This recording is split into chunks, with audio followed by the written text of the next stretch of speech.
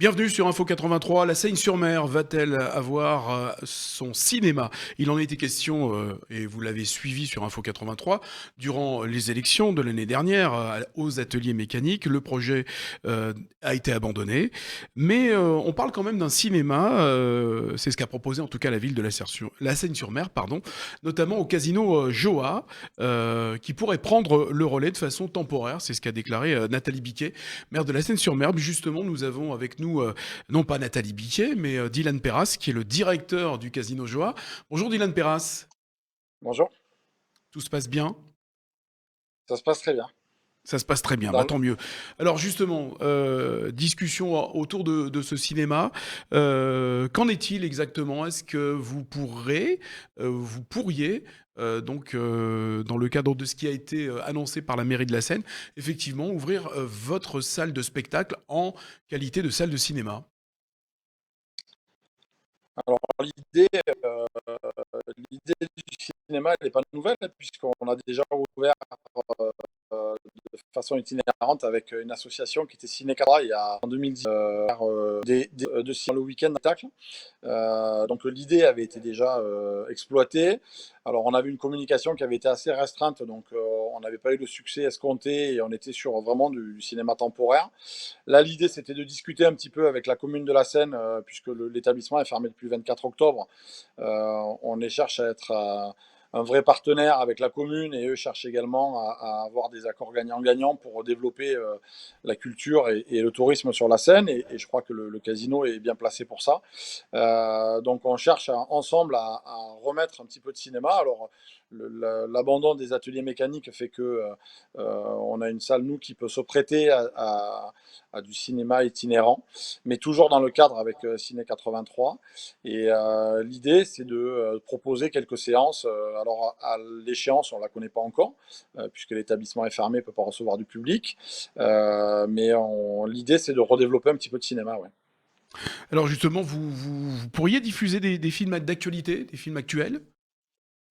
Alors on l'avait fait sur la première partie en 2018, Mhm. clairement, puisque Ciné 83, c'est une association qui diffuse du film de sortie nationale, donc on est capable de faire des avant-premières ou de la sortie nationale, il n'y a pas de souci. La complexité que l'on a, c'est que, comme vous l'avez dit tout à l'heure, on a une salle polyvalente, donc une salle de spectacle à l'initiale. On doit avoir des autorisations par le CNC et la DRAC pour avoir de la diffusion permanente. Ça se lie aussi à des autorisations parce que c'est une ville de 60 000 habitants qui n'a pas de cinéma, donc il y a des dérogations qui peuvent être possibles, mais il faut monter des dossiers et on a quand même des dossiers techniques à monter, puisque demain un cinéma qui sort avec un son particulier en Dolby Surround ou des choses comme ça, on peut nous demander d'avoir la technique pour pouvoir diffuser ce film-là, et c'est des techniques que l'on n'a pas, puisqu'on a un room match Bose avec des enceintes en façade pour du spectacle ou du concert ou de l'événement particulier, mais pas pour du cinéma. Et ça demandera un investissement important? On ne cherche pas pour l'instant à investir sur la salle de spectacle pour faire du cinéma. On cherche d'abord à exploiter notre salle dans cette catégorie-là. Et on essaye de voir avec la DRAC et le CNC si on est capable d'avoir une dérogation pour rester dans notre configuration actuelle. Et après, par la suite, en fonction du succès, on verra qu'est-ce qu'on peut en faire. Le dossier en est où actuellement, Dylan Perras? On est en collaboration avec Ciné 83, avec Monsieur Borrello. On a une réunion téléphonique encore demain pour avoir ces fameuses autorisations avec le CNC et la DRAC. Et ça,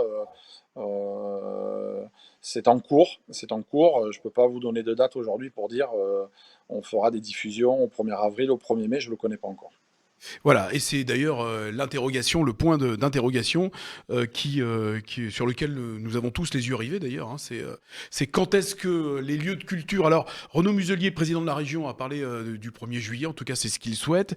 Justement, est-ce que vous, dans votre groupe Joa, vous avez déjà pensé à l'après-crise sanitaire, justement, avec les vaccinations qui vont bon train, qui vont s'accélérer? On va forcément sortir de cette crise. Est-ce que vous avez déjà établi un plan de sortie de crise? Bah, clairement, de toute façon, On a eu un coup d'essai malheureusement avec le premier confinement. On a des protocoles sanitaires qui sont en place comme nulle part ailleurs, hein, puisque on est capable de prendre l'identité des clients à l'entrée des salles de jeu. On avait des thermomètres pour prendre la température. Les machines à sous ont été espacées. On est passé de 175 appareils à 150 pour pouvoir espacer les machines et respecter les distanciations sociales. On ne servait plus de consommation ou de nourriture sur les machines à sous. Les tables de jeu étaient équipées de plexi. Donc on pense à l'après. On est déjà équipé pour l'après. C'est un investissement de pas loin de 50 000 euros avec les bornes de gel et tout ce qui va avec. Donc on est prêt pour accueillir du public. Aujourd'hui, les casinos étaient un peu oubliés dans les étapes du gouvernement sur les conférences de presse. Depuis décembre, on a été classé avec la culture, c'est-à-dire avec les cinémas et les théâtres. Donc on sait que demain, si on ouvre les cinémas et les théâtres, les casinos, au moins les salles de jeu, pourront rouvrir. Pour l'instant, même si M. Muselier annonce le 1er juillet, j'espère qu'il a tort, parce qu'on est en revoyure au 1er avril, ou au 6 avril, et j'espère qu'on aura des autorisations d'ouverture à ce moment-là, parce qu'on est fermé depuis le 24 octobre. Donc c'est quand même pas neutre, comme 6 mois de fermeture, ça commence à devenir compliqué. Ouais.